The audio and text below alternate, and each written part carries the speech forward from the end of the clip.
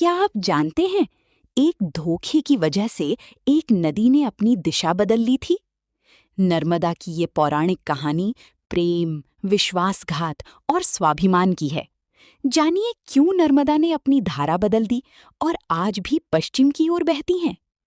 कहते हैं, जब अंधकासुर का वध करने के बाद भगवान शिव अत्यंत थक गए थे, तब वे अमरकंटक की पवित्र पहाड़ियों पर विश्राम करने लगे। उसी समय उनके माथे से गिरी एक पसीने की बूंद से जन्म हुआ एक अद्भुत दिव्य कन्या का। उस कन्या ने शिव के मन को नर्म कर दिया और तभी शिव ने उसका नाम रखा नर्मदा। शिव ने उसे आशीर्वाद दिया कि प्रलय में भी उसका अस्तित्व कभी समाप्त नहीं होगा। समय बीता और नर्मदा का विवाह तय हुआ सोनभद्र के साथ। दोनों एक दूसरे से प्रेम करते थे, लेकिन नर्मदा के मन में एक इच्छा जागी। विवाह से पहले वो अपने होने वाले पति को देखना चाहती थीं। उन्होंने अपनी प्रिय सखी जूहिला को संदेश और उपहार देकर सोनभद्र के पास भेजा और उसे अपने आभूषण पहनाकर राजकुमारी जैसा रूप दे दिया। लेकिन यही एक निर्णय उनकी जिंदगी बदलने वाला था। जब सोनभद्र ने जूहिला को उस रूप में देखा तो वे उसी ही नर्मदा समझ बैठे और उसके सौंदर्य पर मोहित हो गए।